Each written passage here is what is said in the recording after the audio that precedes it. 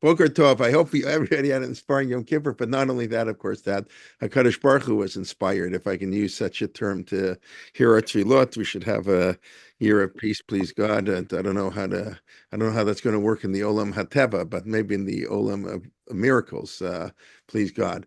Okay, and the rabbi was commenting he didn't think people would come. Of course, people want to come.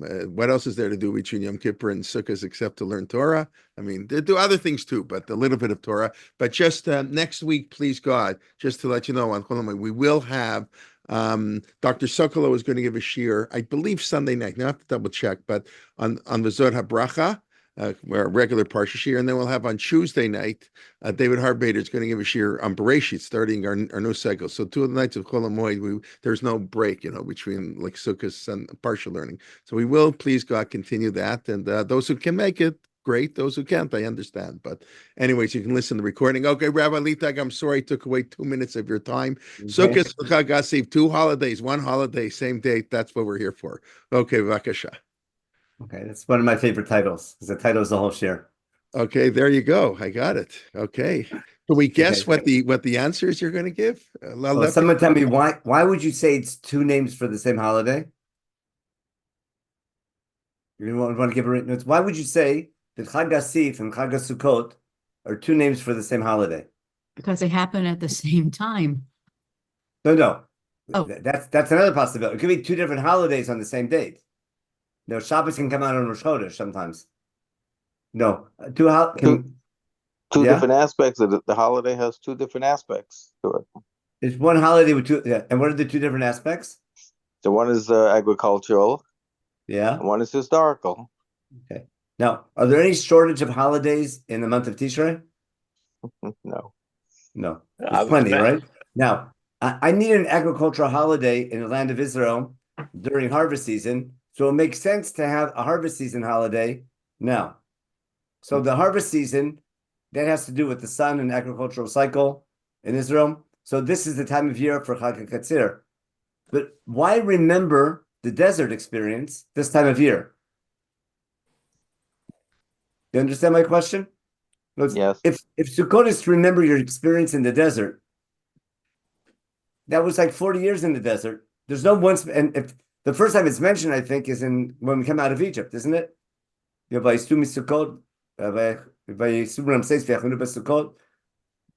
the way leaving Egypt, we stopped in Sukkot, if that's the reason for Sukkot. But if we're Sukkot for 40 years in the desert, there's no one specific date. The historical reason for Chag HaMatzot, that's when we left Egypt. The historical reason for Shavuot is Man Matan Torotenu. Not the exact date, that time of year. But there's no shortage of holidays in the month of Tishrei. So why add an historical reason when Chag HaKatzir is enough? Okay? That's one question. The other question is going to be,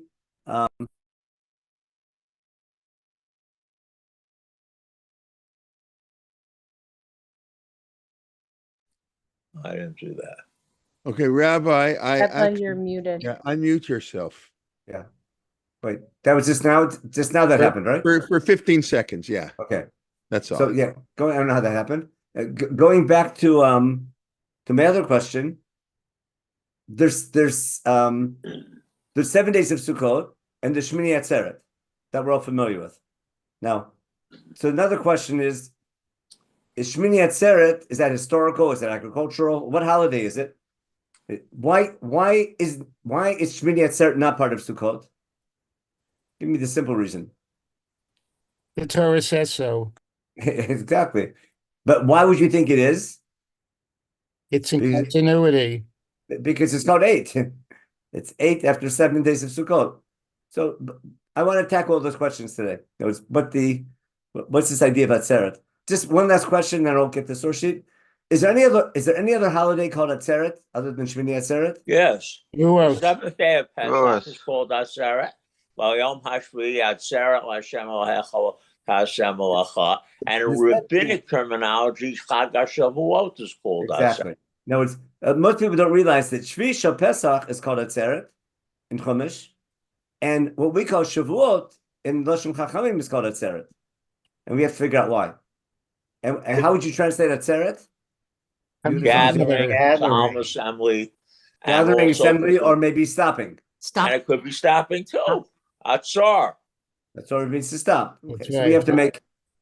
So the goal today is to make sense of out of all that. There's something else also about the agricultural part. What do we use to mark the quote unquote agricultural part? The arba meaning. They have nothing to do with the produce of the land that we have that we have just quote unquote finished. Exactly. Notice the arba minim have nothing to do with Chag HaSif. Right. The only crop that doesn't end, whose year doesn't end, the only fruit whose season doesn't end in Chag HaSif is the etrog. And Because there etrog it is on- doesn't have a season. It Etrog doesn't have a season. all year. Which doesn't have. That's why it goes back to get. That's why it doesn't look like the tree's making it, like the tree that's Tama Eitz and Tama Pri. In Gan Eden, I mean, in Croatia, when God makes the trees, it's Eitos Sepri. It looks like the tree has power to make fruit because it goes. But what about the fact that they're supposed to grow by the water, and on Sukkot we're praying for water? I mean, at least that's the way I was always taught in the Shira system, that they do have something to do with Chag HaSukkot. They're not just a totally detached thing. You're holding them because they grow by the water. Yeah, but so it's agricultural, but it's not. But it's not harvest. You don't harvest. No, but it doesn't have to be. We're also looking forward, not just looking back. Yeah, but that's not Chag HaKatzir. We said Chag HaAsif. I'm saying Chag HaSif. I meant Chag HaSif. Right, but I'm saying we can also look forward. Chag HaSif means collecting your fruit harvest. But you're also hoping for the next harvest. Okay, but that's not Chag HaSif. Ana Hashem Hoshiana. I can call that. I can call that Chag HaTikva. No. But when you thank, you also pray for the future. Okay, but that's an add-on. But I'm saying Chag HaSif, you would expect it to be talking about. If I'm going to have something agriculture for Chag HaSif, I'd expect it to be something from the yekev, from your grapes, from your olives, from your dates, from your fruit, because that's what the asif is that time of year. Why don't we say you're right? At that time of year, you're collecting water. Anyway, let's read the psukim. Chag, and then all the other words attached to the word Chag are secondary. Chag is the basic name, and then after that, you can proceed to say, "Oh, what's Chag? Chag HaSif, Chag HaSukkot," and leave it at that. But Chag itself will be sufficient. You don't need any more. And that would already just mean pilgrimage procession. And that would certainly include taking the love and etrog around the Mizbeach. Okay. So let's do the psukim and we'll get to work. Right, let me share my screen. The source should have been posted. We'll just go to Parshat Amor. One of the most confusing sections of Parshat Amor, actually, before we do this, I want to open up a regular Chumash, just to show you what's called Parshat HaMoadim, Perach Gimel and Vayikra, make it a drop bigger. What's confusing about it, the whole chapter 23 is a standalone unit. It starts with, God telling Moshe, tell Bnei Yisrael, Moadei Hashem, Asher Tigram Moed Kodesh. Then we talk, parenthetically, we mention Shabbat. And then we start Moadim again in Pasuk Daled. And the Moadim have lunar dates. Moed is Pesach. And then we have Matzot for 7 days. And then we take a little insert and talk about counting 7 weeks for our Chag HaKatzir. And then we have a lunar date for what we call Rosh Hashanah, which Chumash calls Zikron Torah, the first day of the 7th month. Then in the 7th month, on the same 7th month, Ach Basor LaChodesh Hashvi has a Yom Kippurim. And then the Inui Nefesh, we just had. And then we have the section about Sukkot. So we're going to read this now with English and Hebrew. But we're going to see this ending section is really confusing. And we're going to read it now together on the regular source sheet. And the whole thing ends with Vaydaber Moshe et Moadei Hashem b'nei Yisrael. But we're going to pay attention to the ending, which is really confusing. So let's take a look at the regular source sheet. We'll come back to this in a minute. We need to unshare. I didn't share my screen, did I? No, you didn't. Oh, tell me when I don't share my screen. Someone's got to yell at me. Okay. Let me show you what I just did. I'm sorry about that. Okay. Here's my screen. I'm sorry. Okay. I had Vayikra Chav Gimel. I was highlighting the whole time. We have the opening line, Moadei Hashem. Okay. And then Shabbat. And then again Moadei Hashem. So again, we have a general header, Moedei Hashem, parenthetically Shabbat, and then we start Moedim again. And Moedim all have, most have a lunar date. So the lunar date is the first month, the 14th, Pesach, 15th, 7 days, Chag HaMatzot. We insert here the 7 weeks of what we call Sfirat Omer, which is Chag HaKetzir, without a lunar date. And then we have the 7th month, what we call Rosh Hashanah, Zichron Torah. Then we have the 10th, what we call Yom Kippur. And the section we're going to study now is the end of it. Where God tells Moshe on the 15th day of the 7th month, Chag Sukkot Shivat Yamim. Okay. The first day we do Mikra Kodesh, we'll read this in general. And then the 8th day, something special. We summarize Ele Moedei Hashem. We finish the Moedim, Asher Tikrota Mikra Kodesh. And that should be the end. And then we go back again, and like we forgot something, on the 15th, when you're celebrating that holiday, but when you're gathering Tuvat Haaretz, you do a Chag 7 days. The first day is Shabbaton, and the 8th day is Shabbaton. And then we have Arba Minim, etc. So we're going to read this last section in detail. Is confusing because we have Sukkot mentioned twice. We have Sukkot mentioned as the Mikra Kodesh, and just calling it Sukkot without any explanation. We summarize Ele Moedei Hashem. After we summarize Moedei Hashem, we go back again and talk about on the 15th of the month, and we talk about Asif, gathering the 12 from the land. You may have this celebration to God. And then on the first day is Shabbaton, and the last day is Shabbaton. Now I can say Shabbaton is another name for Mikra Kodesh, but it's something different. And then we talk about what we call the Arba Minim. And then we talk about we're going to read this now in detail. First, I want to show you why it's two different holidays on the same day. And then I want to show you why it's really the same holiday. Okay? So now we're going to go to the regular source sheet. I have to reshare now. And we'll get to work. So let's read. Like all the other ones, Daber B'nai Yisrael. We tell them, on the 15th day of the 7th month, Chag Sukkot, 7 days. Why 7 days? No rhyme, no reason in the beginning, other than the fact that all the agricultural holidays are 7 days. 7 days of Chag HaMatzot, and then 7 weeks to Shavuot, and now then we have the 7th month and 7 days of Chag Sukkot. But nothing happened. 7 days seems to relate somehow to a week, but for some reason it's 7 days. Now, on the first day of the holiday, you gather Mikra Kodesh. You have a national gathering. It's a bank holiday, therefore work is not permitted, called Melechet Avodah. You can cook, but you can't, the businesses are closed to make sure people can gather. Remember, on a Mikra Kodesh, every time you have the phrase in Emor Mikra Kodesh, it means it's a time for the community to gather. To enable the gathering, we forbid workplaces to be open. Shabbat, when you stop working, that creates the atmosphere of Shabbat. Shvitat Malacha, stopping work on Shabbat, creates the idea of Shabbat. On Yom Tov, not working enables the holiday. It's not by stopping working, I'm going to remember creation.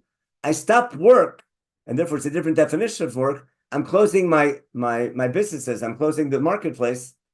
It's what we call in English a bank holiday. I'm closing them to enable the people to gather to discuss the topic of Yom Tov, whatever the topic might be. There must be a difference between Melechet Avodah and Avodah by itself, as you have on Yom Kippur, without the Melechet. Yeah. So what Chazal pick up on, whenever it says Kol Malacha, not when it says Kol Malacha, that means all Malacha is forbidden, even cooking.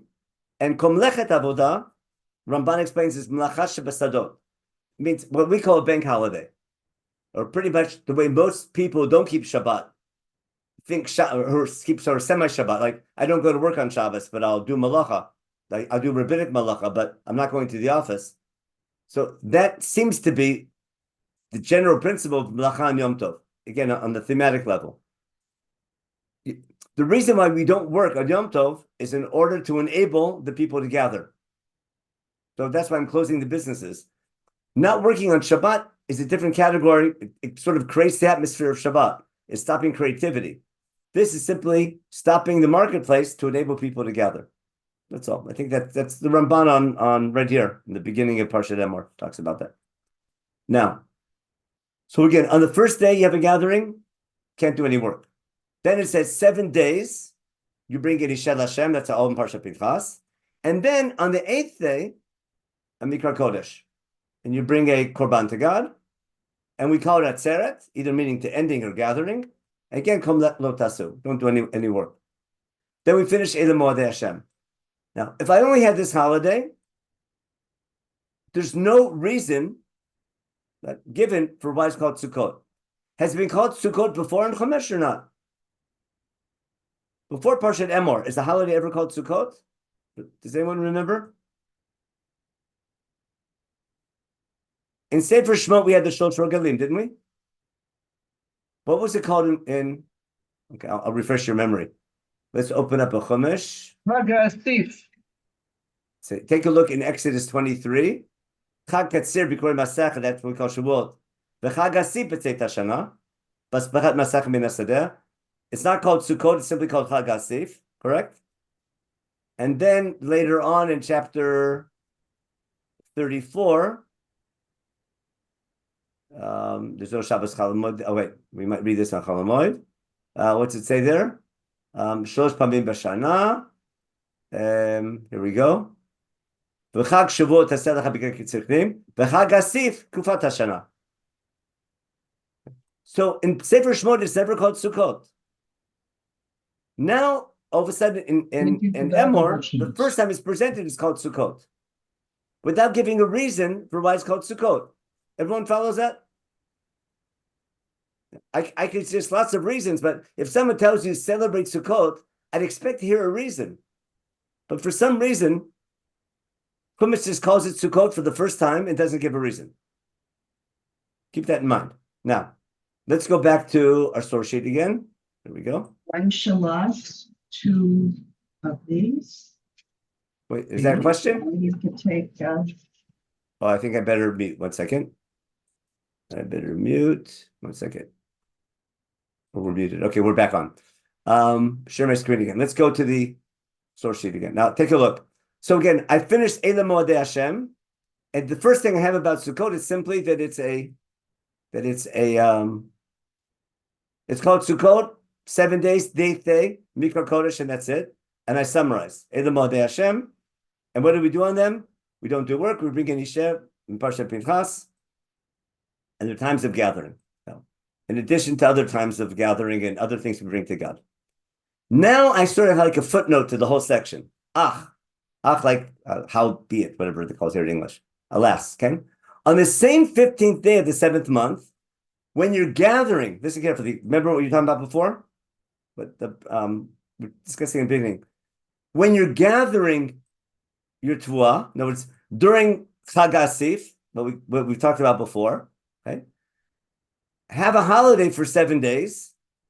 On the first day is Shabbaton, and the last day is Shabbaton. Got that? Now, is this Chag Asif, or is this something that goes hand in hand with Chag Asif? But this opening statement is strange, isn't it? On the same 15th day that I just mentioned beforehand, like a footnote to what they had above, to the Mikra Kodesh, also have a Shabbaton. How is a Shabbaton different than a Mikra Kodesh? It's unclear, but for some reason it's called a Shabbaton. Now, if you remember Rosh Hashanah in Parshat Emor, remember what that was called? Let me stop the share. Am I sharing again? Yes, you are. And Yeah, I'm it sharing. says Here we at go. first 7 days, and then it adds an 8th day suddenly in the Ach. No. We had the 8th day before. We had the 8th day before. Where? In Chag HaSukkot, we had 8th day. I'll show you in 1 second. Let me just go back to open a Chumash.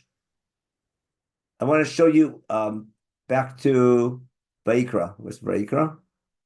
Vayikra Chav Gimel. Asher, look at verse 36. Yeah, here. But just take a look first at Rosh Hashanah. Vaydav Hashem Moshe lemor, Daber b'nei Yisrael lemor, b'chodesh hashvi b'echad hachodesh, yeh lachem Shabbaton zichron Torah Mikra Kodesh.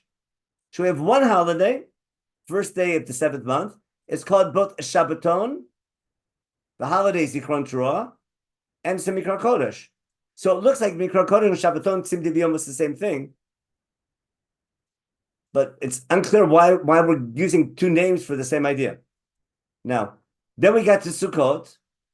Oh, by the way, and what was Yom Kippur called? It was called a Shabbat Shabbaton. Remember? Unclear why it's called Shabbat Shabbaton Hulachem. Why Yom Kippur is called a Shabbat Shabbaton? That's interesting. Not clear why. And then we get to Sukkot, that Asher was mentioning, 7 days. On the first day Mikra Kodesh, and on the 8th day Mikra Kodesh. Before we get to anything about the Arba Minim or anything. So the first presentation of Chag Sukkot has an 8th day, but it doesn't give a reason. Now let's go back to our regular source sheet with the English Hebrew and try to make sense out of this because I'm spending too much time on the introduction. Okay. So now again, we have this Ach on the 15th day when you gather the Chag Asif on your fruit gathering time. Have a holiday for 7 days. On the first day is Shabbaton and last day is Shabbaton. Then we have the Arba Minim. On the first day, you take Priyat Sedar, something symbolic about fruit, which makes sense. But again, it's not related to Asif. Kapot Tamarim. Now, Tamarim, that's the season, but we're not talking about the fruit. We're talking about the leaves. Right? Anafet Savot. It's unclear what that means, but we call them Aravot and Arvei Nachal. Those aren't fruits, that's for sure. And celebrate in front of God. But it seems like these are more tools of celebration. It's a way to celebrate. We're not thanking God for the Etrogim and for the Kapot Tamarim. It seems like these are tools to make us happy. Yes, I hope that point's clear. What I'm bringing now is not like when I bring Bikurim, I'm thanking God for my first fruits. But when I'm bringing these, I'm not bringing them because I'm thanking God for my Etrogim and for my Tamarim, etc. I'm bringing things to make me happy. Because it goes together, for 7 days. Then we have the holiday, Chag Lashem, for 7 days. Sort of a summary. Keep that phrase in mind. This Chok Olam for all generations. And the 7th month, celebrate it. It's a holiday for the 7th month. And now I'm going to go, I forgot who mentioned that in the beginning. I forget which participant talked about the rain part. This is a holiday. These things are special for the 7th month. Now, we already know the holidays in the 7th month, but it seems like we're adding the Priyat Sadar, Kapot Tamarim, all these water things that we mentioned before, Dafka in the 7th month, and that might relate already to the moon. I mean, to the rain season coming up. Now we have another strange phrase. For the first time, we go back to Sukkot. We had Chag Sukkot before the Ach. We had the Chag Sukkot over here. Now we're talking about what seems to be Chag Asif, and then I go back to Sukkot. So what this pasuk is doing, it's tying Sukkot to this Chag Asif. Basukot tishvu shivat yamim. Kol azrach mitzvah yishvu basukot. Every citizen has to sit in the sukkah. Hopefully we'll talk about this in a minute. And then we finally get the reason. What I try to point out in the beginning is that Sukkot is mentioned for the first time in Parshat Amor. It wasn't mentioned in Shemot. We only have Chag Asif, and Chag Asif makes sense. And now we're adding that during Chag Asif, I also want to sit in a sukkah. And now we explain why.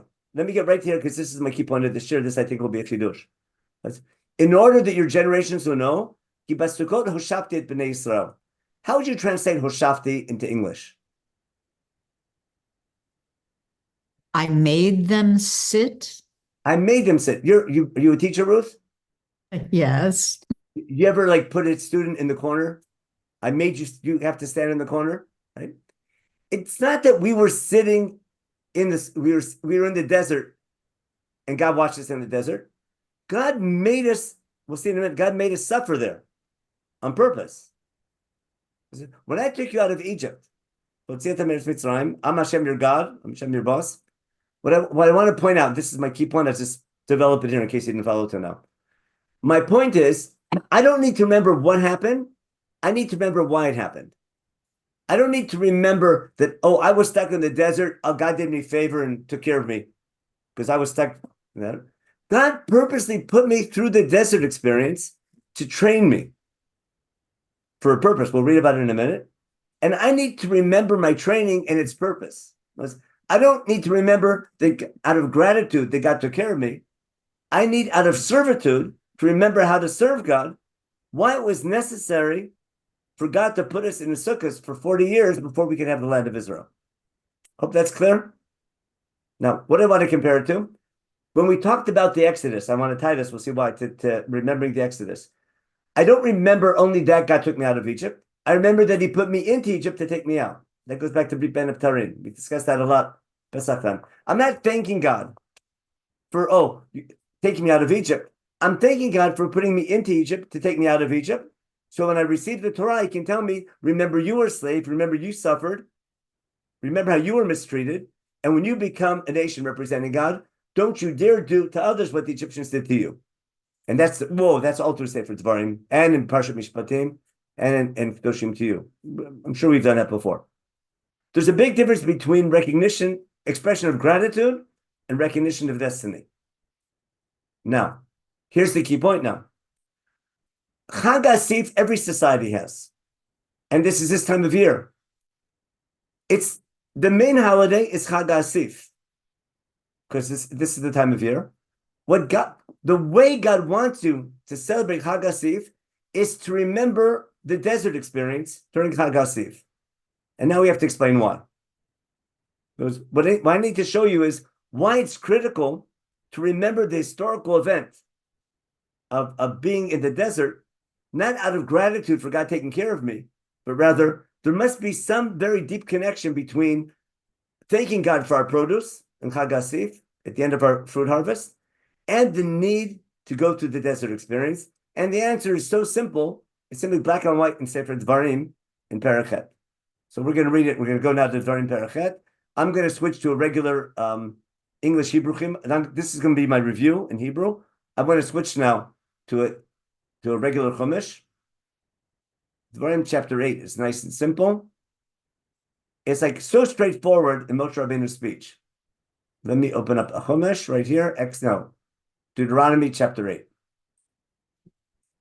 Moshe Rabbeinu is giving the speech of mitzvot in Dvarim. So the opening line is keep all the mitzvot to be worthy of conquering. If you want to inherit the land, you have to be ready and worthy and willing to keep the mitzvot.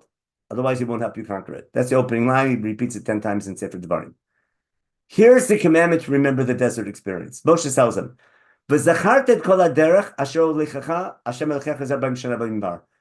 make sure to remember the desert experience of your last 40 years in the desert.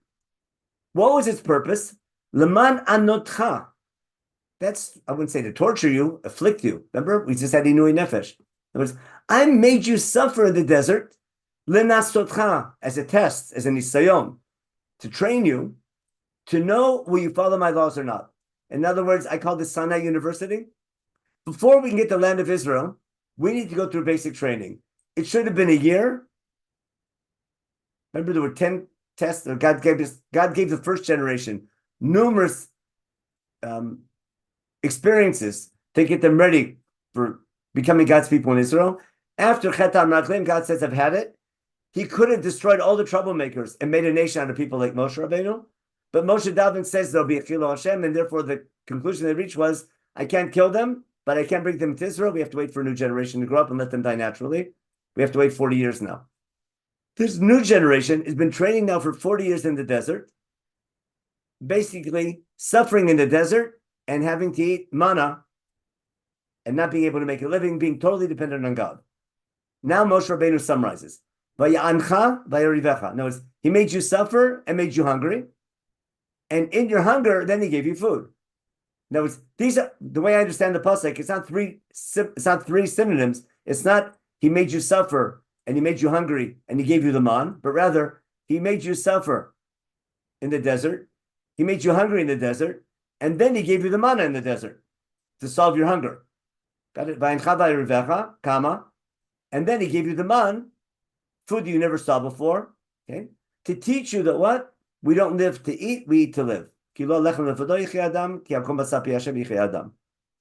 it or not, we don't live to eat. We eat to live. Now, why is that so important? We'll see why in a minute. He's saying the goal is not just the prosperity. You need to eat because you need to stay alive, and therefore you need prosperity, but you need to eat to stay alive so you can do mitzvot and serve God. We'll see. Then he mentions how he took care of you in the desert with clothing, okay? For the last 40 years. And basically God took care of you, but you were in this almost artificial environment. And now you need to know, why did God do that to you? Why did God put you through this difficult experience? It's like a parent giving a hard time to the child to train them, to prepare them for adulthood. It's not, the parent isn't making the child suffer because he hates them. The parent loves the child, but it wants the child to become independent, to be responsible, and therefore sometimes to give a child a hard time to teach them how to grow up. Now, that's the desert experience. It's the 40th year now Moshe is giving the speech, and ready now for the transition going into Israel. Therefore, keep God's mitzvot, to walk in his ways and to fear God. That's a way of life. Remember, Menachem b'derchav was all defined in Breshit, doing tzedek u'mishpat. We had that back in Breshit Yudchet. But walking in the ways of God, it's a big theme all through Sefer Dvarim, in how you conduct yourself in your day-to-day life. Now, why was this desert experience necessary? The three next lines explain why. Because God's bringing you to a good land, a land full of water. Remember the Eretz Nachlei Mayim? Remember the person, I forgot who mentioned in the beginning. Eretz Nachlei Mayim is going to rate the Aravot. Remember Arvei Nachal. But Eretz Nachlei Mayim, Ayanotu Tomot, Yotzi Babikal Bahar. I'm giving you land that has lots of water with tremendous growth, with potential for agricultural growth. So it starts with the rainy season, with the water. Okay? The water enables you to plant crops, and that gives you Eretz Kitav Sorah. That's your Katsir in the end of the spring, early summer, and your Asif, the Geffen, Tenav Rimon, Zeit Shem Ruvash. That's your fruit harvest. Okay? The land has all these things, and in this land you can eat without scarceness. Basically, there's everything you need. Lo tefsar kobo. And you also have natural materials, copper, etc. What does God want you to do? V'yachalta v'savata, but connect that to your as a blessing from God to use it properly. There's v'yachalta v'savata, and then recognize that God gave this to you on the land you're going to. Now, basically, God took care of you in the desert, so that when you come to the land of Israel and start living an agricultural life and doing everything on your own, treat it as though it's a gift from God. Now, what's the danger? There's a danger that didn't exist in the desert. In the desert, of course, you need God. You can't live without him. In the land of Israel, you can live without God. And therefore, when you come to Israel, right, you might stop keeping the mitzvot because you don't need God anymore. Now, the next two lines are amazing because it's saying we're worried about all the things we daven for. Look at this. Pen tochava sabata. I mean, what's less? I mean, pen means like this shouldn't happen. But what's the danger? V'achalta v'savata is bad. Ubatim tovim tivne v'yashavta. You build nice houses and live in them. Your livestock grows. You have great income from your livestock, from your sheep and your cattle. Kesev zav yerbelach hamod. You have lots of gold and silver, and everything you have. That's what we pray for, isn't it? That's our parnasa. Why is that pen? Well, the reason is simple. The pen isn't going on this. This what you need to do. You need to become wealthy. The danger is that will cause you, V'ram levavecha, will cause you to become haughty. And in your haughtiness, the prosperity will lead to affluence and haughtiness. And that will cause you to forget the God who took you out of Egypt, who trained you in the desert. The God who took you out of Egypt, who led you through the desert with all the trouble, give you all these tests in the desert, who gave you water in the desert from the rock, who fed you manna in the desert that no one ever heard of before. For what reason? Lamana notcha. Again, that was your suffering, to test you in order to be good to you in the end. But remember your training experience. And what's the danger? If you don't remember that, you might say to yourself, I did it myself. Chayir doesn't mean arms here, it means financial wealth. A lot of anything is a chayil. And the danger of prosperity is you take all the credit. Now, what's beautiful here, God isn't saying, therefore be poor. That's another approach. Saying, no, God wants you to be rich, but in your wealth and prosperity, remember, your ability to be prosperous is a gift from God. You become a trustee with the wealth you attain. And the way you say thank you to God is by acting thank you, which is basically all the mitzvot, a lot of the mitzvot of Sefer Devarim and also of Kedoshim to you and the Parshat Mishpatim. Basically, what do you do with your prosperity? How do you help your society, help those in need? The Ger, the Yotom, the Amana, everything that Devarim talks about all the time, and the Levi, etc. How do you allocate your wealth? In other words, those who are blessed by God with extra, how do they use that as a trustee to be a partner with God to help those in need? What's called Potech et Yedecha earlier in Sefer. It's a theme that repeats itself all through Sefer Devarim. Okay? And therefore, in your wealth and prosperity, remember why it was necessary to train you so that prosperity shouldn't lead to affluence and haughtiness. Rather, it should lead to kindness and care. And by doing so, that's how you're going to fulfill the covenant between God and your ancestors while you're getting the land of Israel to be God's model nation.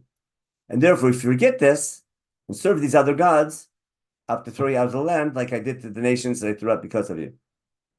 God's only give you the land on the condition you use your wealth and prosperity in the land as God's model nation and build a just and upright society.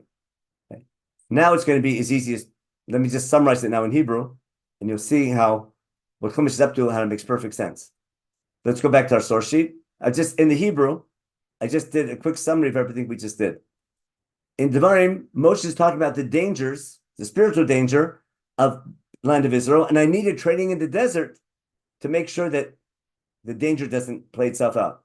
So remember your desert experience, we saw, to test you, to know that God's testing you like a child, like a parent prepares a child.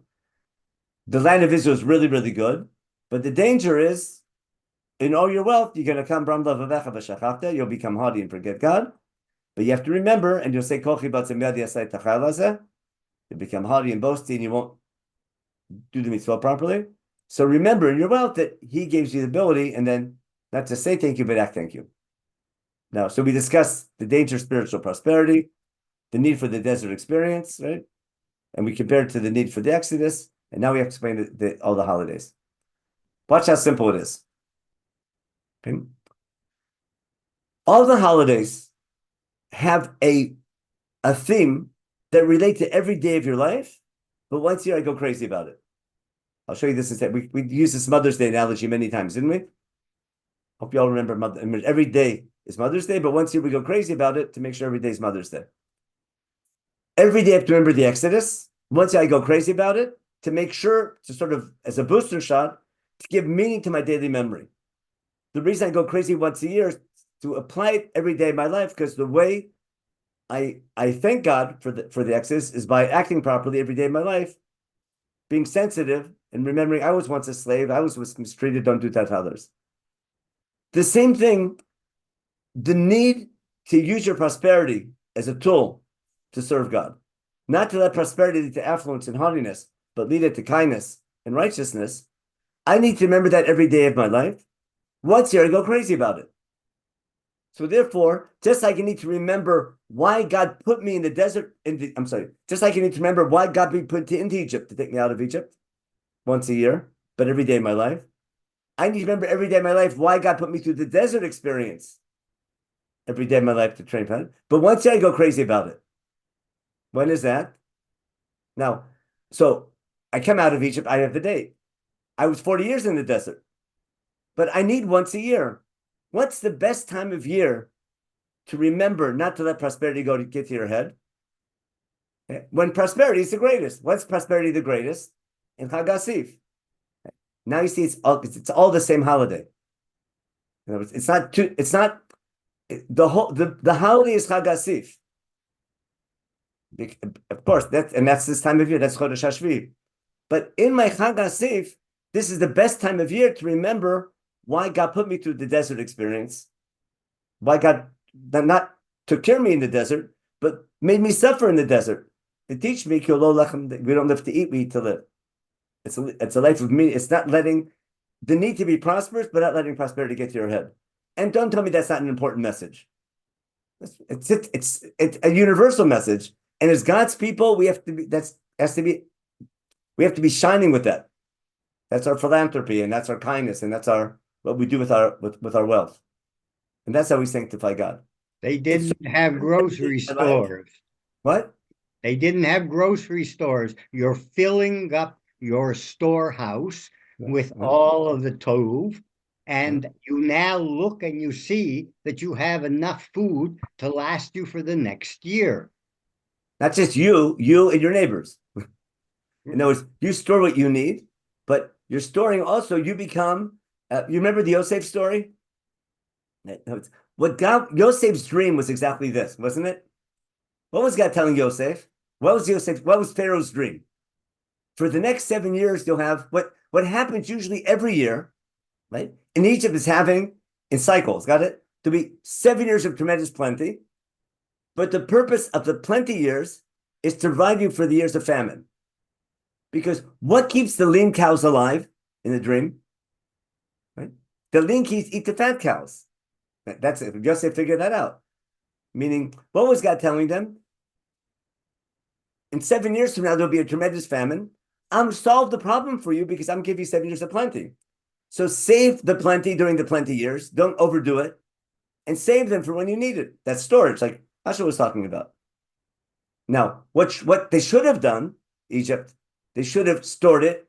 And when the famine came, they should give it out for free. You don't take Social Security money and then charge people for it afterwards. Depends on your tax bracket. Okay. But what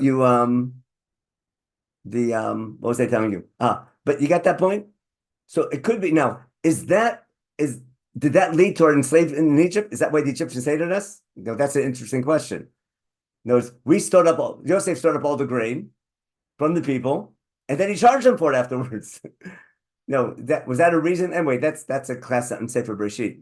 That's interesting. But I'm saying in the dream, it's not by chance that there's 7 years of plenty and 7 years of famine. See the number 7? 7 and nature always go hand in hand. 7, that's why Shabbaton is Shabbaton means 7. And Shabbat and the theme of creation, why God makes man b'tzelem elokim, it goes back to like big theme of Chumash. And now I want to appreciate why Chumash divides them into 2 holidays. What's it saying? Why am I celebrating? Why? I need to remember my dad's experience once a year. That I have to do. What's the best time to do it? B'Chag Asif. So now I'll show you. That's exactly the 2 sections of Emor. First, in the Moadim, here's our historical holiday. In the 7th month, on the 15th day of the month, 7 days Chag Sukkot, and the 8th day holiday. We'll get that in a minute. And then, as a footnote, but an important footnote, oh, by the way, right, why am I doing this now? Because this is Chag Asif. You're doing. Now I'm clarifying why I'm remembering this historical event, but then Chag Asif. And then I explain why. Ki pasukot hoshafti.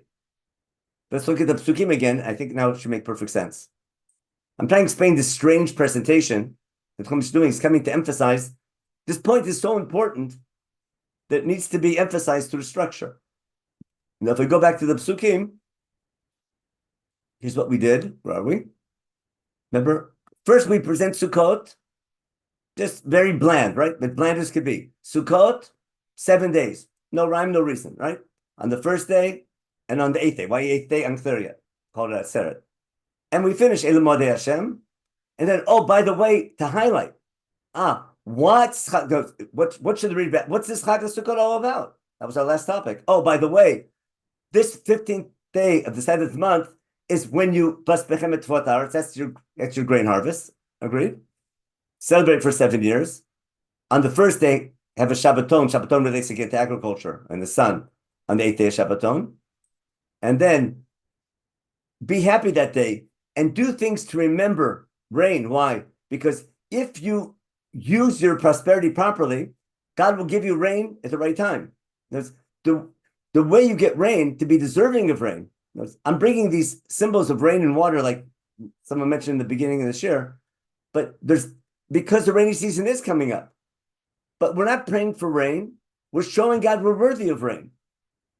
And if I kept Sukkot properly, notice, if when I'm gathering my grain, my fruit harvest, if I'm doing my isuf of my storage, I can dry out I can save my olive oil, I can make wine and raisins, I can dried figs and dried dates, etc. I can survive the whole year, and even maybe for years to come with all my produce. I can store it. If I take upon myself to store it in a manner that other people can use it, then I'll be worthy of a good rainy season to have what to eat the next year as well. And therefore, I'm celebrating with God with symbols of rain. The praise Hadar Kapot Manafei Savot. That's part of Simcha, but to remember the land of Israel, Eretz Nachleimai, Ma'inotu Tomot Yotzim Ba'Bikal Bahar, as we saw. Then celebrate for 7 days. When in the 7th month, do this for all generations. And then now that we explained Chag Asif, let's go back and explain Sukkot. Why is God calling the holiday Sukkot? Basukot Tishvu Shivat Yamim. Every Ezrach, that's people who own land. The Sukkot, the people with potential prosperity. Right? L'mani du Dorotechem. So your future generations who didn't go through the desert experience should know that what? That I made you, Shafti, got it? I made you suffer in the Sukkah, when I took you out of Egypt, to be your boss, to be your God. Remember? That's the Brit. Hashem. And that makes now. So we saw this. Now, real quickly, I'll go to Barim in a minute. Let me just show you I'll get to it in a minute. The Rashbam on Vayikra 23. Okay. I'll just read quickly. Shuto Dvarim Amrim the second Sukkah. He goes in quick. It's Chag Asif, etc. Okay. To remember that you were, what do you call it? You were remember that you were once without a land. Okay. And then he says, therefore give thanks to God who gave you, thank you and recognize that God gave you the land. It's a gift from God. Okay. And don't say, I get all the credit. Okay. Okay. And then he says, that's Parchet. He didn't have chapter, he just called, he has Parchet Shavua, Rashbam. Okay. Bezacharta, okay. Bezacharta Taderach, he quotes the psukim that we quoted, that we said. Listen carefully. V'lekach yotzim mi batim meleim kol tuv bisman asifa. Therefore, what do? We leave our houses full of our produce in the time of our grain harvest and our fruit harvest, and sit in a sukkah. Liskor shelo haya lehem nachla b'midbar. Okay. Ubnei hatam hazeh kavah Kadosh Baruch Chag HaSukkot bisman asifat goren v'yakev lidotirum levavam al batei meleim kol tuv pen yamru yadeinu asad lanu tachayil hazeh. In other words, dafka, because it's Chag Asif, we need to remember the danger of kol chivatzim yadi, just like Moshe Rabbeinu explained, and therefore the time to remember the desert experience is exactly Chag Asif. So pretty much Pam says the same thing. Now, in light of this, we need to see Chag Asif in Dvarim, and I had that already beforehand. Chag Asif in Dvarim. Where are we? Here we go. I want to tell you, now we have to understand why Atzeret. Why is Atzeret the 8th day and not the 7th day? That's a big question. But for some reason, I don't sit in a sukkah on the last day. And why am I calling it Atzeret?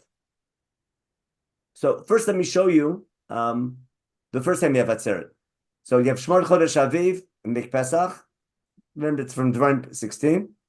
Then we're told as follows. This is my source for Mother's Day. We've talked about before. When you bring Pesach in the spring, don't eat chametz with it. Eat matzah for 7 days. Lechem oni, because God rushed you out of Egypt. Why? The goal of the yearly celebration is L'man Tizkor Yom Tzeitzcha Me'eretz Mitzrayim Kol Yemei Chayecha. We quote this pasuk in a Seder when the guy hitting 70, Rabbi Azariah says, I never understood why every day, and his Rebbe Ben Zoma quotes this pasuk. Remember? Why do you do it every day? Because the goal of the yearly celebration, the goal of Shivat Yamim Tochal Matzot and Pesach, is to remember the excess every day of your life because that shapes your behavior. And hence all the laws in Devarim that relate to remember you were a slave in Egypt. Okay. Then don't even think about not doing it in Yerushalayim. You can skip all that. Listen carefully. You bring it to Yerushalayim, you shecht it in Yerushalayim, you stay overnight. We shout to cook it in Yerushalayim and eat it by Makom Asher Yivchar. And only the next morning you go home. Okay. So now we passed the first day of Pesach, or the first day of Chag HaMatzot, where we eat the Pesach. The next 6 days, Sheish yamim tochal matzot. The last 6 days of the 7 days. Now all we do is eat matzah. On the 7th day, what do? We have an atzeret. That means the 7th day of eating matzah, which is the end of the 6 days after the first day. Got it? So these sheish yamim are the last 6 days because the first day was when you ate the Pesach, and you only go home the next day. So when you go home, you have 6 more days at home. All you do is eat matzah, don't have chametz. On the last day of those 6 days, which is now the 7th day of Chag HaMatzot, you have an atzeret, Hashem Elokecha. Don't do work. What's lo taseh melacha? Now, it didn't say kol melacha, it didn't say melechet avodah, but why all of a sudden we don't mention Isur Melacha by the first day of Yom Tov? We don't mention Isur Melacha and Shavuot or Sukkot here as well. Why is atzeret go with Isur Melacha? Anyone want to suggest a reason? Let me make sure the question is clear. For some reason, Chag HaMatzot has to end with an atzeret, and the only thing we do is nothing. Got it? The only thing we do is gather, basically, and we gather, but in order to gather, lo tasu melacha. Again, this is a bank holiday, but why mention it now? Because I need transition day. That's my point. Let me drop this screen for a minute. What I want to claim is, I cherish transition to make Mother's Day effective. Got my point? Every time I have a holiday once a year, where I have a core theme of that holiday that applies to every day of my life, I need to make sure the booster shot is working. To do that, I need to go to shul and hear the rabbi's speech, the proper rabbi speech. Got my point? Now, what's special about the day? Nothing other than the rabbi speech. Got it? Therefore, I need a day when I'm doing nothing other than just gathering. As I can't end 7 days of Chag HaMatzot and do nothing. I need to do something, but my something is doing nothing but gathering. Got it? To talk about the theme of the holiday, to make sure people understand why did I go crazy for 7 days eating matzah. I need to teach on the last day of the holiday what was the purpose of the holiday, to make sure the transition to the rest of the year is understood. And that's why it's right here. That's why it's in the same section with what? With the Mantis Kol Yom Tzeit Chamer Koi Mechayacha. Hope that's clear. Now, why is this in Sefer Devarim? Because all through Sefer Devarim, I can give you 20 examples. We're going to run out of time. All through Sefer Devarim, we have that theme of building a just society and remembering your experiences to shape your behavior. Freeing a slave, remember you were a slave in Egypt, give him a bonus. Remember, when you're harvesting your field, lechet shicha and pay, I'll leave it over for the poor. Remember, you were a slave in Egypt. When you think you can rip someone off in business, remember, lo teteh mishpat, don't lo teteh, what do you call it? Mishpat of the avion, etc. Remember, you were a slave in Egypt. Love the stranger. Remember, you were a slave in Egypt. Over and over again in the 10 Commandments in Devarim. Why do we keep Shabbat? So your workers have a day of rest. Remember, you were a slave in Egypt. So the idea of your day-to-day life, which is exactly it's the underlying theme of Devarim, how to build a society where in your day-to-day life you sanctify God by the society that you build. To make sure that society is running properly, I need holidays that carry a message that shape your day-to-day life. That's saying Shema every day and remember the Exodus every day. But whenever I have a holiday that has a message for every day of my life, I need a transition day that'll be Atzeret. Therefore, when 7 days of Chag HaMatzot over, I need Atzeret. Now, the rabbis understand the same thing about Shavuot, don't they? And therefore, the rabbis call Shavuot Atzeret of the message of counting the Omer. Again, why? That's a share on the Omer. But that's why the rabbis call it Shavuot. Chumash doesn't call it Atzeret, but the rabbis understand it's the same idea. Because it's a type of Atzeret for the whole grain harvest. To take the same message of Shemini Atzeret later on. Okay. Now I have Sukkah, sitting in Sukkah for 7 days. On the last day of Sukkah, what do? Sukkah is over. On the 8th day, there's nothing special anymore.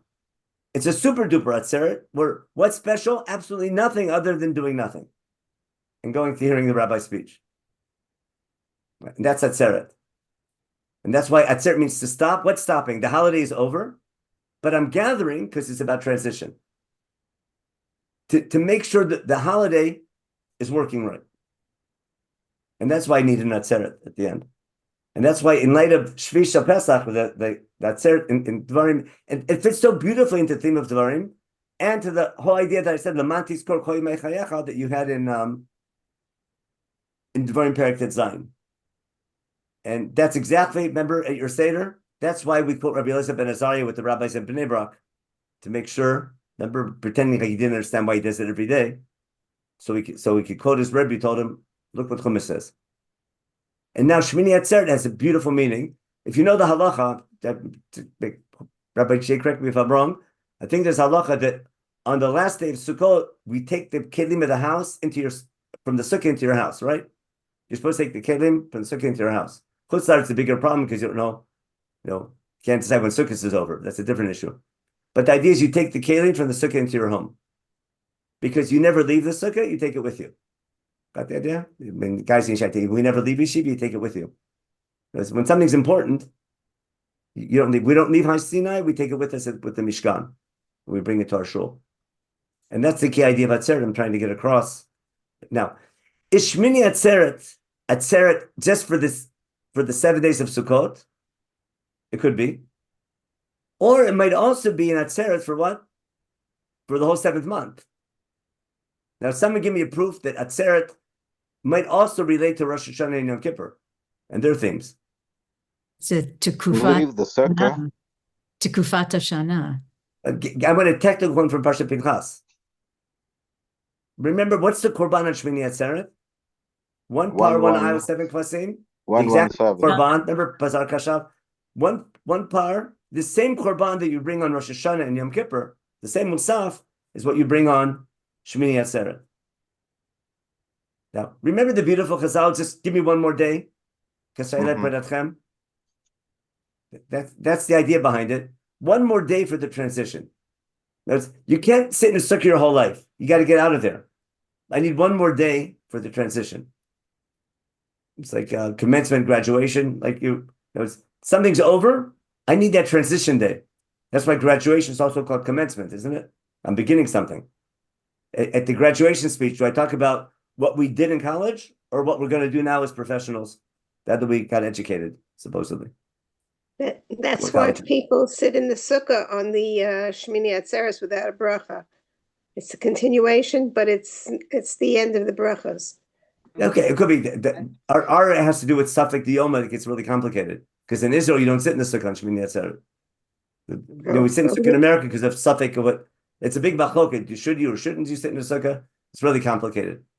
But if you need a heter, no problem finding. If you need a heter not to sit in the sukkah on the first day of Shmini Atzeret, that's no problem because a lot of people hold you shouldn't because it's about tosif. Anyway, that's a whole halachic issue. Okay. But what I'm getting at is the atzah. But if you're stuck, put it this way: if you're in a situation in Chutz La'aretz where you sort of sitting in the sukkah without a bracha, then use that halachic situation to remember that theme of Atzeret. I need that transition day. So I'm leaving it, but leaving slowly, like a slow departure. Now let's go back to the source sheet. I think my time is up. What was Arbat Aminim? So I want to go back. Who spoke in the beginning? Said very nicely. We're talking about the water. There's a water theme as well. I think the Arba Minim go back to Eretz Nachle Maim. I know to Tomot Yotzim of Bika Bahar because they're water related. Mm-hmm. It's part of our Simcha. But to remember that God's giving me a good land. What makes the land good? The fact that there's sources of water. Because without water, I have no agriculture. Now, it just so happens in the land of Israel that the end of our agricultural season is the beginning of next year's rainy season. Let me just show you all this inside. And again, everything's in Dvarim.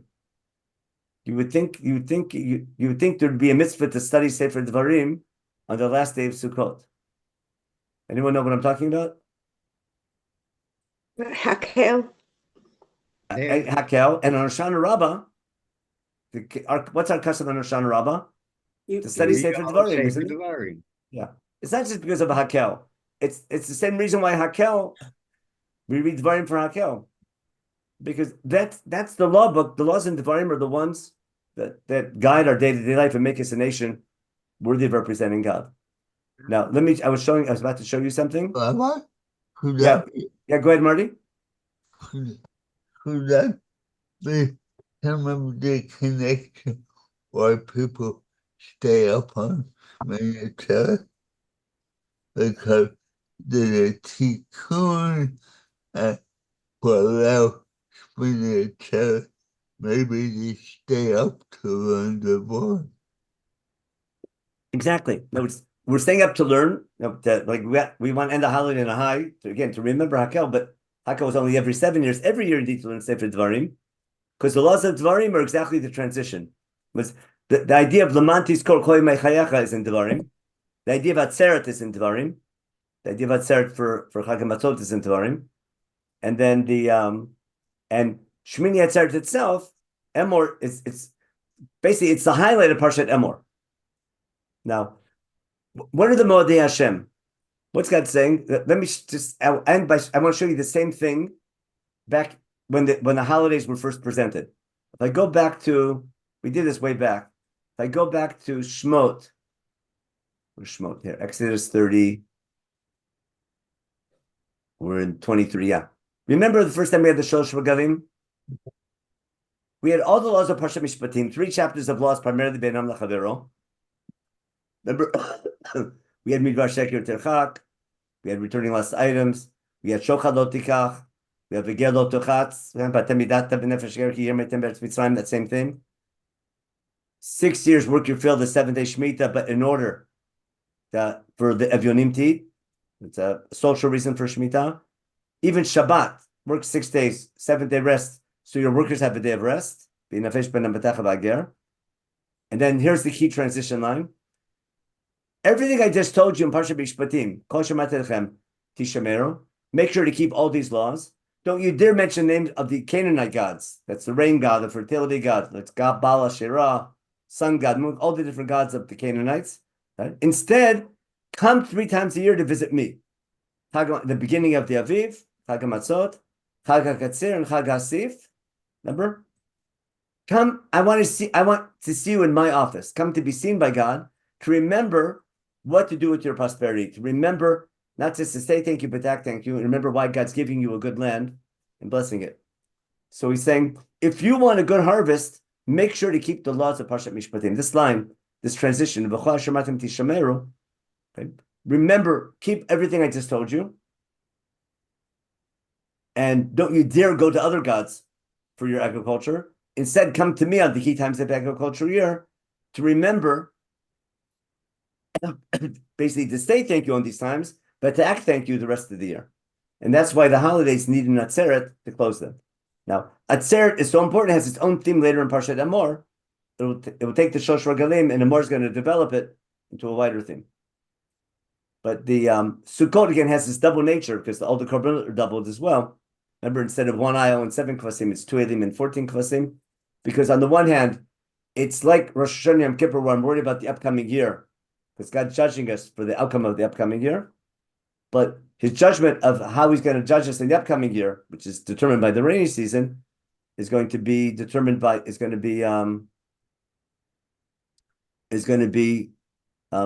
determined by what we do with our wealth when we store our grain in the harvest season. If I just go back, everything I'm just telling you, remember in Devarim, V'atat Hashem Elokecha, all the parsha of Kriyat Shema, just something we say every day in chapter 11 in Devarim. Yono v'ayim shemati shema mitzvotai. If you keep my mitzvot, then I'll give rain at the right time. Yoram Makosh is the early winter rains, the Kamin Cheshvan, that we hope for to be worthy of in our Rosh Hashanah davening. That's why we have a water theme the month beforehand. But beforehand, God tells us the land that you're going to is not like Egypt, where you had irrigation ditches and you had the Nile River and you had water all year long. Instead, the land you're going to is a land that needs rain for its produce. And you don't have irrigation, you don't have the Nile River as a constant supply of water. And therefore, a land that God looks after. Tamid, God's eyes, his providence, but here it means Einaim is like a mayan, like the source of water. I mean, the rain that comes is God's hashkacha over you. God uses the rain as his tool of providence. So God's eyes are upon, but eyes miloshan ma'ayan, like a source of water. From the beginning of the rainy season to the end of the agricultural season, Mirishit Shana to Achrit Shana. Okay? And therefore, God's in charge of the rain, not some rain God. But if you want rain, what do you need to do? If you follow my laws of Sefer Dvarim, which I'm commanding you today, then you get rain at the right time, and then you'll have prosperity, etc. Be careful. If you go astray, then God will use agriculture as a punishment.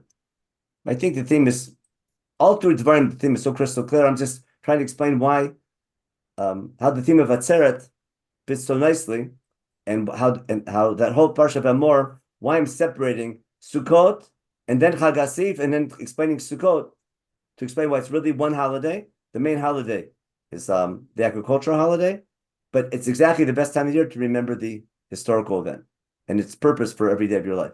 Yeah, Asher, what was your question? The word Asher? Rosh Hashanah, there is no Rosh Hashanah in the Torah. There's no Except for such Rishit Hashanah word. here. What? Right? Yeah, Rosh is never called. The closest thing It's is Rishit never Hashanah. called that. What? Based on your shiur, I would suggest that actually Rosh Hashanah is the day after Shmini Atzeret. That would fit in with your whole picture. Yeah, Yom Kippur has a whole That's the shiur of that. real Rosh Hashanah. Yeah, for sure. Rabbi Yoel talked about that like 20, 30 years ago. He says there's the difference between the lunar year and the solar year is 11 days. And therefore, 11 days after Rosh Hashanah is Yom Kippur. 11 after Yom Kippur is Shmini Atzeret. Then you have a leap year. And you're back to Rosh Hashanah again. And the end of one year is always 11 days. So basically, every year ends, every lunar year, 354, ends with the solar year. And then it has a cycle. That doesn't work perfect, but it's for sure what in nature, what's judging who's going to live, who's going to die? Remember the Tanach Tokef? If I don't know about God and I just live with nature, if I'm somewhere thrown, without any religion, and I'm living with nature, who determines who's going to live and who's going to die? The rain. Who by thirst? Who by? Because if there's no water for rain, nothing to drink, nothing will grow. The little that grows will fight over. Mi barav, mi bedever, mi becher, mi barav, mi batzama. If there's one item that determines the outcome of the year, it's the rainy season. That's why it's its name, Yorad Makosh. To be worthy, so that the upcoming year begins in the rainy season. And we're looking forward to that rainy season. But it overlaps with last year's agricultural season, with Chag HaSif. And therefore the transition, that's why on Sukkot we're thanking God with Hallel for last year, and we're saying Hoshana for next year. Hoshana all about is prayer for rain. And that's why we do Hoshana with the Arba Minim. That's obviously what we were talking about in the beginning, about the rain theme in the beginning. So remembering, we're not praying for rain. We're praying to remember that God's in charge of rain, and he gives us rain based on our behavior. And I spend a whole month of being worthy for a good year by showing God that I understand the laws of Sefer Dvarim and I'll know what to do with my prosperity. It's totally different than praying God for prosperity. Most people see religion, I pray to God so I can be rich, so I can be wealthy. God should give me parnasa, God should give me, my goal in life is pursuit of happiness. And I pray to God, this powerful God who chose us. And if I say the right prayers, I'll get rich. And if I get a special ali, open the ark, I'll get rich or something like that, I'll get a skula. And Dvarim is saying totally the opposite. Wealth is a tool through which you serve God. Like Simcha is a tool through which you serve God. And I'm praying to remember that God's in charge of my wealth and prosperity. And if I use my prosperity properly, he'll bless me with more prosperity. But the prosperity is a tool through which you serve God. And the rest of the answer is in Fiddler on the Roof. Remember? If I was a rich man, says the whole thing. That song and his opening dialogue with tradition, that's half the religion. There's like, he was selling the Mark Shalom Aleichem. What's the etrog connected to rain? Explain again, Chava? Etrog has to do with rain. Etrog is a special fruit. It's called Pri Tzadar. It could be just a beautiful fruit and smells nice. It could be just to make you happy. But Chazal picking etrog is unique because it's the only fruit that breaks the cycle of nature. Chazal say, Pritz hadar bilam mishana l'shana. Oh, what causes people to think that there's an asherah, that there's a tree god? because the trees give fruit. They're so creative, right? And if you remember creation on day 3, God says, "Let there." God commands and God does. Everything God commands, God does. The only one command that God does is someone else does. God says, "Yikabamayim, vayikabamayim," or "Vayichen." When God says, "Tache aretz deshe, esem asur azera," "Vatotzia aretz deshe, esem asur azera." Eitz pri ose pri. Who made the pri? The eitz made the pri, not God. God made the eitz, who made the pri. But it looks like the eitz has power. It's dangerous. That's called the katzitz. That's a whole deep thing it's very deep in Kabbalah. But the idea that the tree is misleading because it leads people to think that there's not just a tree god, but a fertility god. There's something in nature that has the ability to give fruit in life. I have a thought. Gershon, go ahead. If the Sukkot are defective houses which God provided us because we were bad children, like the bad children that Ruth said we put into the corner, then the reason why Nehemiah celebrated Sukkot is to tell us we're leaving the Sukkot of Babylon, which are defective houses going to Eretz Israel. I mean, you're explaining why, yeah. I mean, I can give you a share later on that whole thing in Nehemiah of why we skip Yom Kippur and go right to Sukkot. But I have a bit of a different, I have a theory based on being an educator and needing shtick to get people who never learned things before. You need an activity. And when people get all excited, we never heard about lots of sukkah. And so I built my sukkah. Like I built a clubhouse. Let's say the kid builds a clubhouse, a tree house, or makes a tent. I got to do something, right? So I bring pretzels. Now let's play Monopoly. Let's do something inside our treehouse. But I need to do, now that I built something, I need to do something with it. So everyone built Sukkot. What are we going to do? We're going to learn Torah. But we're not celebrating in Sukkot because we're happy to live in Sukkot. It's because we're masochists. I'm not sure what that means, but because they're defective houses.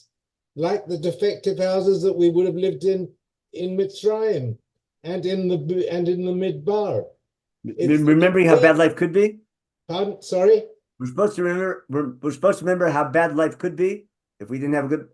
Well, apparently, if you've ever met any Jews, I think you have, we Jews are masochists. Okay, that's a different discussion. Okay. Okay, let me just check the chat real fast. And that's a chat. Oh, we got 10 here now. Okay, let's go up to from the beginning. Okay. Ruth sitting in the corner. Okay, so one of these things here. Why isn't Shavuot is 7 weeks? When some ask why isn't Shavuot 7 days? Shavuot is a super 7, right? It's the 7th week of Chag HaMatzot is 1 week, and then we have 7 more weeks of our grain harvest. So it's a super 7. So that's why Shavuot is called Atzeret. You understand? Because Shavuot is that's why it's on the 50th day after the 7 weeks are over. That's why it's Atzeret. But I can explain it, but that'll take too much time. But it's the same idea. Okay. Sukkot are cyclists. Let's say like the mana, like Ruth, yeah. Like the Nauch on the cover, very good. We only say how Sukkot not only happily thank God, but because we are okay. That we can mention. Why do you refer saying a sukkah? Why did I refer to saying a sukkah as suffering? Chumash says so. Well, I'm just quoting Moshe Rabbeinu. Okay, but I gave you a hard time in the desert. Now, our sukkah, that means you have to suffer. We did that on Yom Kippur. Remember, I think that sort of connects Yom Kippur a little bit to Sukkot a little bit. But that was in the desert. Didn't it give them like a little security? It could, but it's better than nothing. But still, they're not. Life in Israel will be better. Listen, living in a sukkah, they were in the desert. It's better than living without a ask Yonah. Sitting out in the sun without a kikion or something, you're going to die from the heat. So it's better than nothing. But you'd rather have a normal house. The whole wilderness experience was a punishment for the Chet HaMeraglim. The Torah tells us that. But there's still need. I can look at basic training the army as punishment. I can look at it as training. But Chumash Moshe present is a training experience. Now, because you did a bad job in your training, you need to train instead of for a month or two or a year, you had to train for 40 years. That could be because we failed. But it's still, everyone needed some minimal type of training. Okay. Why 7 days Sukkot, not a day like I need this 7 days Sukkot can't be atzeret, because I'm still sitting in a sukkah, so it's got its own mitzvah. But I need an atzeret not just for Sukkot, I need a atzeret for Rosh Hashanah and Yom Kippur as well. Got it?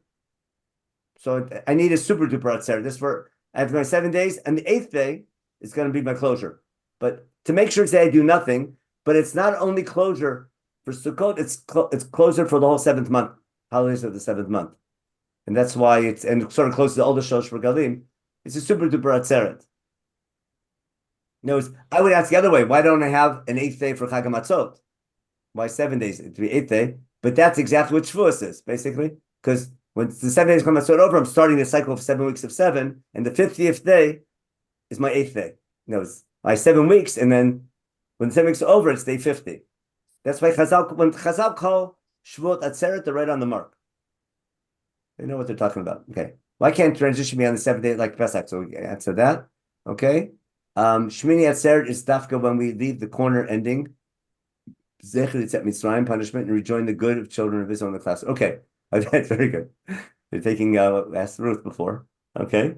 And RAG said on Hoshana Rabbah, decree for a good year is delivered. Maybe that's why Sarah follows afterwards. Okay. That's already in Drash. Everyone's getting their answer. With a petkap, it's called Pitka Tova. So they're delivered on Hoshana Rabbah. That's why we say Pitka Tova. But that's more midrashic. Henya celebrated Sukkot because Hananya. So he will understand Mesopotamia. Okay, Jews is very happy religion. Okay. I don't want to get an argument about whether I don't. I've heard the word. I have no idea what the word masochist means. So I don't know. I don't know my English enough. I'll look it up later. But I'm not sure what the argument is about. But that's more philosophical. About we're supposed to be with Samachta v'chagecha. We're supposed to be happy. Now, some people enjoy suffering. That's why some people, their favorite holiday is Tisha B'Av. And that's why to make Simcha and Purim, they sing, a couple of psukim from Eifa into the Megillah, that line. That's only Ashkenazi. Yeah. Misnag, they make them happy.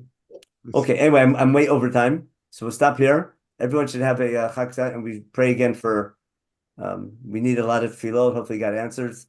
And hopefully we can make worthy of we have a lot of big challenges in front of us this year. So hopefully we'll be fun. Rabbi J, am I teaching this Sunday after Sukkot? Not the first day of Sukkot. I know not Chol HaMoed. Right. We can discuss it. I'm fine if people will come. Sure. I mean, not next week we're off, but you're talking next week we're off. Yeah, I can't. Okay, we'll discuss it. It's okay with me. I mean, okay, we'll see. And it just confirms next on Chol HaMoed. Okay, so Dr. Sokolow will speak next Monday night. Mark Shapiro will be on tomorrow night. He'll give his regular shiur tomorrow night. He won't give it next week, but next week we'll have Bezoda Bracha, Dr. Sokolow. And Tuesday night we'll do Bereshit. You have to go immediately from Bezoda Bracha to Bereshit. So we'll do that here also in our learning. Okay, and right, so tomorrow night, Dr. Shapiro. And then I will be speaking Wednesday morning, my regular class. I guess the Friday we'll do Erev Yontiv. So I'll be doing, instead of the Machzor, now we'll back to the Siddur on Sukkot. So that'll be this Wednesday, but it's at 9 o'clock this week because I have to teach afterwards. So that's it. Tomorrow night and Wednesday, no shiur on Tuesday this week. Okay. And next Sunday? At 1 o'clock in half an hour, Benny Gesundheit B'Ivrit, I'll say for Tilin Kane. So yeah, Humavir Shir Hayom. Okay. Bye-bye. All right, everybody, be well. Thank you. Hope